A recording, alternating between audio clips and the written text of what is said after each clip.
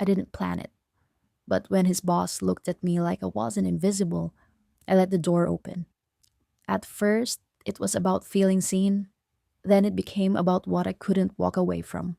Every time I wanted to end it, my husband came home with another bonus, another raise, another compliment. I thought I was protecting him, but he already knew. He just never stopped me. He waited, and in the end, he was the only one who got everything he wanted. It started with a compliment. Nothing inappropriate, nothing out of line. Just one of those passing comments that catches you off guard because it lands somewhere you didn't realize was empty. You know, he said, you'd be wasted outside of corporate work. There's a spark behind your eyes. I laughed awkwardly, said something dismissive, and turned back to my coffee. But the moment stayed with me. Not because it was flattering, but because it was rare. And because it came from him. Tom's boss, Mr. Delaney, was not the kind of man you expected to notice someone like me. He was polished, composed, intimidating in the way confident men always are. He ran the office like a surgeon, clean, precise, unreadable. He wasn't warm, but he was sharp. And when he looked at you, it felt like he already knew what you hadn't said yet. My husband, Tom, adored him, always talked about how much he'd learned under his leadership. Said Delaney took chances on people, saw things others didn't. He was generous with bonuses, gave good recommendations, sent employees to training programs that always seemed to fast track careers. He was a mentor, a power broker, a name people in the industry actually respected. And for some reason I didn't understand at first, he took an interest in me. It began when he invited me to join one of their corporate volunteer days. Said it'd be nice to have spouses more involved.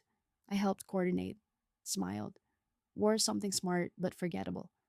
Afterward, he emailed me a thank you. Then another a week later. Then a meeting just to hear your thoughts on how we could improve things. Then a coffee. Since you're already downtown. It didn't feel wrong. Not at first. Tom knew. I told him. He even encouraged it.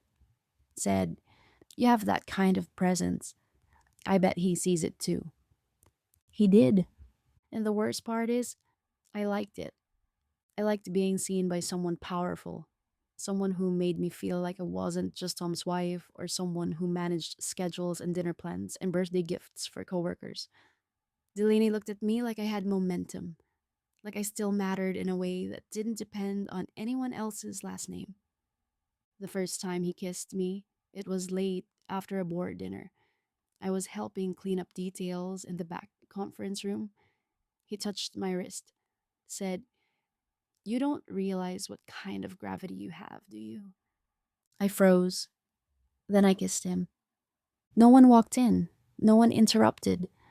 I told myself it was a moment. It wasn't. It became a pattern. Discreet messages, private lunches, meetings that conveniently ran long. Then, the first night in his office, behind the frosted glass while the building cleared out. The city lit up behind him, and I told myself it didn't count if I didn't feel like I was cheating. Because Tom wasn't losing anything. He was gaining everything. Because every time I saw Delaney, something else arrived in our lives, a raise, a bonus, a weekend trip through the company. Tom was happier than ever. He called it the best year of his career. He said Delaney was grooming him for something big.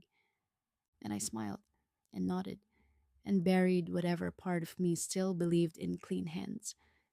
At first, I thought I was in control, that I could stop whenever I wanted, that this was temporary. But things changed. Delaney stopped pretending it was about charm. He started making it clear what he expected. He invited me on business trips, said they needed branding polish. He paid for upgraded rooms. He never touched me in public, never made a scene. But he made sure I knew. The perks came with conditions. I began to say no. He began to smile tighter. Tom started coming home with bigger plans and grander praise. Said Delaney was invested in his future. Said he'd never felt more secure. And all I could think was, how many lies does it take to build a safe life?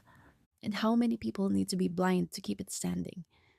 It didn't feel like power anymore. It felt like debt. At first, there had been something electric about it, not just the attention, but the secrecy.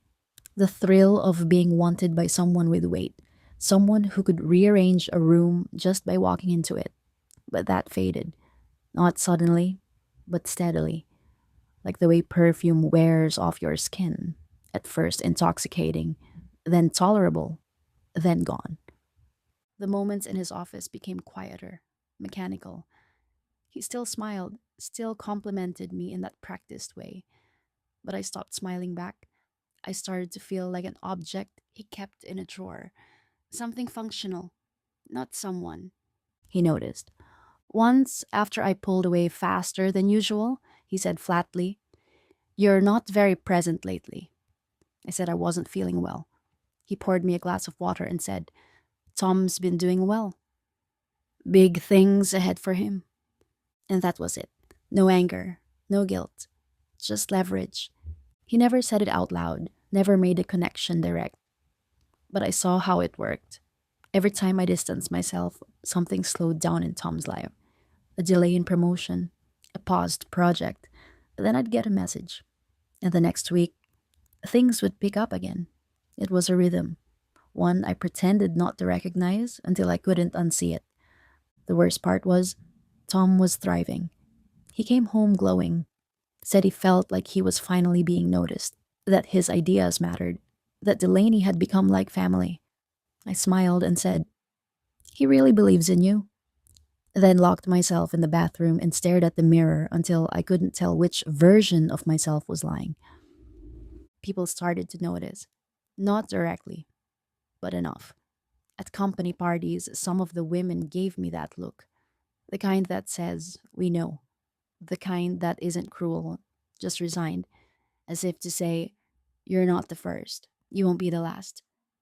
One assistant, much younger than me, pulled me aside in the hallway and said, "He's charming until he's not." She didn't elaborate. She didn't have to. I started declining the trips, said I had family things, said I was focusing on freelance work. Delaney never argued. He simply stepped back, then stepped into Tom's world with even more intensity.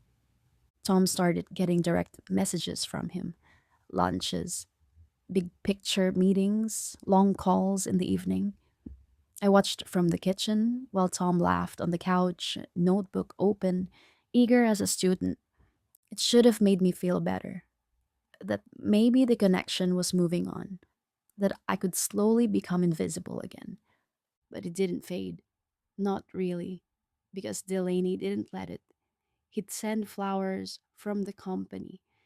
He'd copy me on branding memos that had nothing to do with me. Once, he left a bracelet in Tom's car with a card that read, "You left this in the office." Tom handed it to me without blinking. "Did you?" he asked. I nodded, said I must have, and put it on with hands that didn't stop shaking until morning. I didn't recognize myself anymore. And yet, I couldn't leave, because every time I thought about telling Tom, I saw his face, his excitement, his belief that he'd earned every step. And maybe he had. Maybe he was that good. But I'd never know because his entire success was built on a truth he didn't know he was standing on. And if I told him, if I pulled the thread, it would all collapse. Not just his career, his faith in people, his trust in me. I started saying out later, not with anyone, just driving, walking, sitting in parking lots, listening to music I hadn't played in years. Anything to avoid the sound of his voice telling me how proud Delaney was of him. And then, one night, I came home to find Tom waiting in the kitchen, holding a folder. He didn't say a word, just slid it across the table. I opened it, and my heart stopped. Inside the folder were printed emails, photos, transcripts, screenshots of calendar invites, hotel receipts, nothing explicit, Nothing illegal, but enough. Enough to collapse the version of my life I had been holding together with denial and routine. I couldn't speak. Tom just stood there, calm, still. His eyes weren't red. He hadn't been crying. There was no yelling, no slammed doors. He looked at me like someone who had finished the book before the ending and was just watching the last chapter play out anyway. I managed to whisper, "How long have you known?" He said, "Long enough. I just wanted to see what you'd choose." He turned and walked out of the kitchen. I followed, barefoot, cold, shaking. "Why didn't you say anything?" He stopped at the stairs. "Because I needed to know if it was a mistake or a choice. And I figured if I stayed quiet long enough, you'd tell me without realizing it." I wanted to scream, to explain, to undo, but there was nothing left to say that wouldn't sound like strategy. He said he was staying at a hotel for a few nights, said I could keep the house. He'd already spoken to a lawyer. Everything would be simple, fair, no drama. "I'm not going to destroy you," he said. "I don't need to." He didn't take his bags that night, just left, quietly, like someone finishing a shift. No threat, no cruelty, just absence. But the story didn't end there. A week later, I received an invitation from Delaney. Not a message, not a text. A formal dinner. Celebration of promotion and partnership transition. Tom's name was on the guest list, and mine. I didn't go, but I watched the live feed on the company's website. Tom stood next to Delaney, smiling, shaking hands, being introduced as the future of the brand. He'd gotten the job at the corner office, the title. Delaney had handed it to him publicly, ceremonially, like a prize. And that's when I understood. Delaney never wanted me. He wanted control. And Tom had been the real project all along. I had just been the test, a pressure point, a tool, not to break Tom, but to build him, to see how much weight he could carry without crumbling. And Tom passed, because while I thought I was hiding something, Tom had been watching everything, letting me dig, letting me burn. And Delaney, he played both of us, or maybe we all played each other. But the only one who walked away with everything he wanted was Tom. A month later, I signed the divorce papers. No fighting, no request, no regrets on the surface. But inside, I knew what I'd lost. Not just a husband, not just a home, but the version of myself that believed I could play with power and never be outplayed. Now I live quietly. I go to work. I shop at the same stores. I smile when people ask how I've been. I say, "Fine." Sometimes I pass the building where Delaney's office used to be. It's Tom's now. Corner window, big glass desk. And sometimes I see him inside, calm, focused, built from silence. And I wonder, did he ever really love me? Or did he just wait long enough for me to stop being something he had to protect?